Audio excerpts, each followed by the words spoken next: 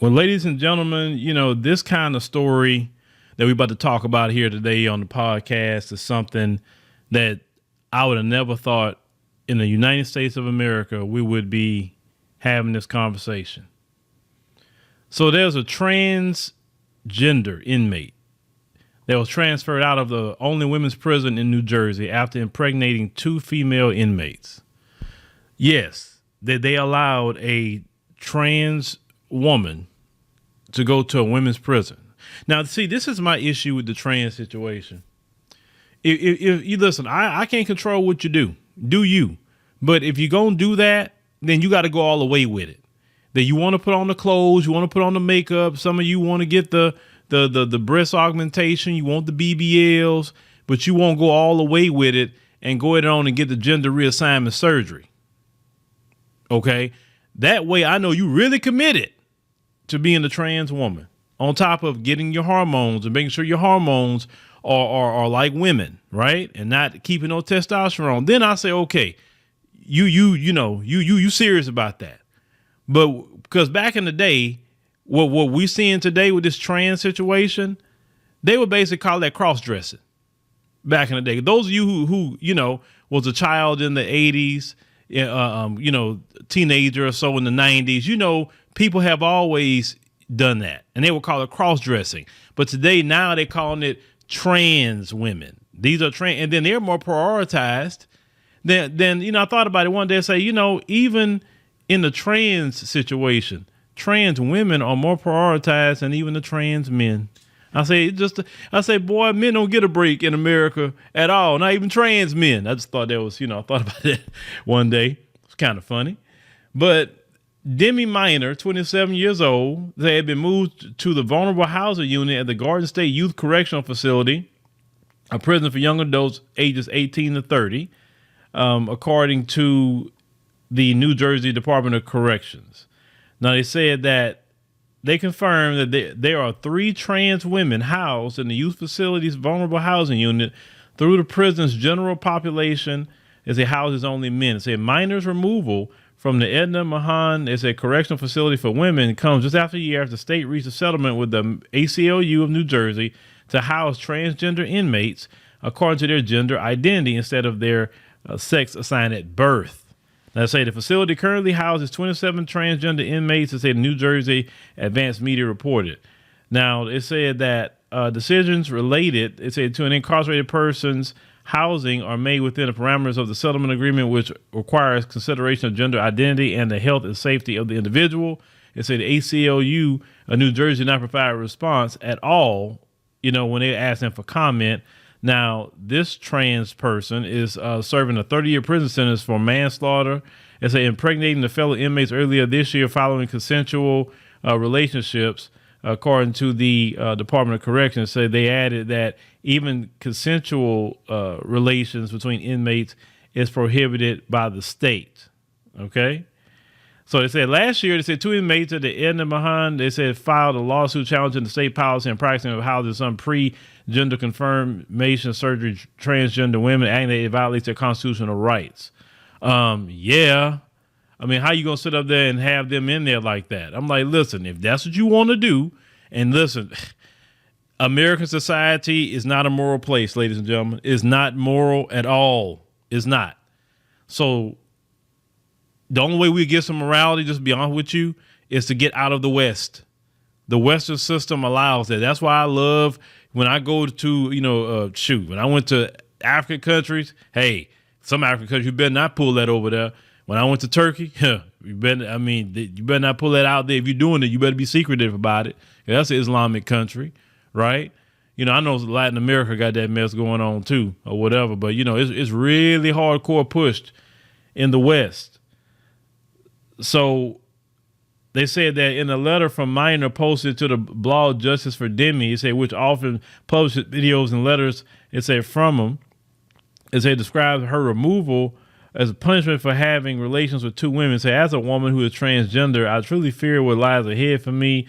It's clear that staff who looked for some kind of security reason to kick me out of the only female correctional facilities. That they'll throw me to the wolves, expected for me just to give up. So I'm baffled and disgusted by the use of power, and I can only ask for the commissioner and governor's office. Please send me back. I don't deserve to be treated like this. Well, what they need to do is have y'all on wing of a particular prison somewhere.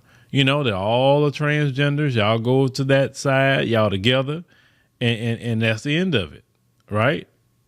Because as long as he's walking around with male body parts, the reality of the pregnancies, and listen, this particular trans person impregnated 2 women.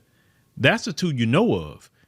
He was having, or he, I don't know, having sex with a bunch of women in there. That's just the 2 that he got pregnant. Don't tell me that's the only 2 that he was trans person was fooling with. Right. And then thinking they're not fooling nobody else. Now, they had a hashtag last night called Trans Women Are Men. And, you know, as we discussed before, they don't have the right chromosomes to be women. We discussed that from genome.gov. We talked about that. Women have 2 XX chromosomes. Men have an X and a Y. That's science. Okay. So they said that in a separate post on July the 5th, it said the blog, they also alleged a group of correctional officers beat a minor in a van while transferring her. They say the Department of Corrections said investigations, they said determined the assault allegations to be unfounded. They said the department has zero tolerance for abuse and the safety, they say, and the security of the incarcerated population and staff are critical importance. Any allegations of mistreatment or abuse are thoroughly and expeditiously investigated by the Special Investigations Division. I could believe those correctional officers did that, and I probably would probably bet they were Mzungu. Okay, because that's how. If you talk to brothers that's has been in there, did some time, that sounds about right. But this situation, ladies and gentlemen, with all of this that we're hearing today about, all this, priority of trans, this, trans, that, and notice the uptick of this trans stuff. When can you pinpoint of the uptick of this trans conversation? When I can pinpoint it? When Joe Biden got inaugurated, all of a sudden this trans stuff just took off. When Obama was in office, he's the one that opened up the wide door for them. He didn't do nothing for Black America. He didn't do crap for Black America. And Black America held out for him. Well, give him time. The first term, he worried about getting reelected. Well, I know the second term, boy, he going to be able to do something for Black people. Let's just give him time, give him time, give him time. And Black folks gave him 8 years and everybody else benefited. People from Latin America benefited with DACA. You had the LGBT benefited from him. That's the 2 main things that people that he done something for, if you want to think about it. But when it comes to the people that actually got out there, people that never voted before, it was like a movement to get Barack Obama in office. Everybody was trying to vote. They were shocked how many Black folks came out and vote when the first time Obama got into office. Then white folks like, oh my God. I didn't know they had that many of them around here like that, because they undercount Black people, right? But they're prioritizing all this situation. See, the only time a Black man can get any kind of, sympathy, attention, etc., he has to put on a dress. He has to say he's a woman. But if you're a regular straight-laced brother, you out here trying to work, trying to provide for your family, or just live a decent life, oh no, you the enemy. This is a bizarro world that we live in, at least in the West, here in America. But, like I said, my question is, and I'm going to keep asking that question. If that's what y'all want to do, if you want to be, you say, quote unquote, a woman, then why aren't y'all lining up for gender reassignment surgery? Why? Just a question. And then women, I'll say biological women,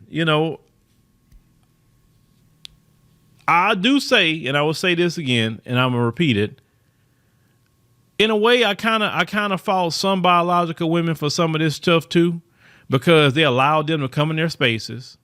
They were hanging out with them, partying with them, doing everything with them, and then now they're taking over your spaces. And then now, biological women will say, oh, what the hell?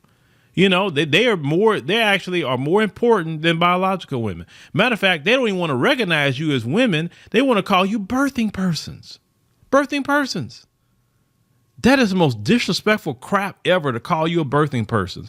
And who's calling you birthing persons? The Democrat Party. That's their line of thinking. Listen, gone are the days are the center left and the center right.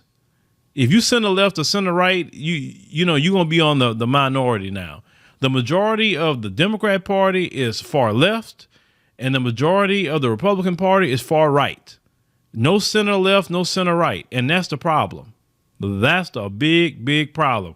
And that center left is about, whatever's immoral, it needs to be active. And I don't see how black people vote for that. I'm sorry, I can't vote for that. I can't vote for a party that promotes that. Promotes like just anti-black racism. I can't. Now, a blind vote, but my particular position, I've always said, my politics is center right. That's my politics. Most black people have a center right position, but what stops black people from voting the right wing is that poor, racist Republican, or the politicians that's out there that's pushing blatant anti-black racism. But see, I like the ones that push blatant anti-black racism because I see you. I see who you are, and I know how to deal with you. It's the ones that's on the left wing that's up here saying I'm your friend, and the moment you turn, our backs, you calling us the same names that those the racists are calling us. And you trying to sabotage and undermine us while saying that, we're friends. You got the same mission as the far right, maintaining white supremacy. I understand that. I'm just trying to get my people in America to understand that you are more dangerous as a party than any other party out there. They're the most dangerous because they appear to be your friend. Malcolm X talked about that. He said the most dangerous is that liberal. He said it. And Malcolm has been one of our great leaders, has been in the community. But this stuff, like I said, as long as you Democrats are in office, folks, this stuff is going to get more and more, ridiculous. I'm at a point, like I said, I don't even want to live in areas where Democrats run anything. Just be honest with you. Because everywhere I go that they run something, it's always something going on, crime, whatever else. They don't prioritize business. They don't prioritize the citizens. They let anything happen in public school. I mean, it just, it's just what I see, as I've been going along and living life. And even some people, and I'm not going to mention names, but even some people who's fighting for black people, they don't even live nowhere around the Democrat areas either, because they know better. They just won't come out and say it to you publicly. But some of them have told me to my face, I ain't living nowhere near those areas. Because I already know what kind of crime and everything else is going on. And then notice all these police brutality incidents, where are they mostly happening? In these big Democrat-run cities to black people. But I thought they were supposed to be our friends. What happened to that police reform? They never reformed the police at all, right? But, ladies and gentlemen, let me know what you think about this particular story here. I mean, this stuff just getting, worse and worse in America with this, situation. Even though they said it was consensual, I get it. And I'm not, talking about that, but that should have never happened. If that's the case, well, they should just make a co-ed prison. How about that? Just make a co-ed prison. The men and women are in prison together, and they do what they do, right? I mean, you might as well do that. Maybe the male inmates won't be as violent, possibly, because they got some women. But yeah, y'all let me know what you think.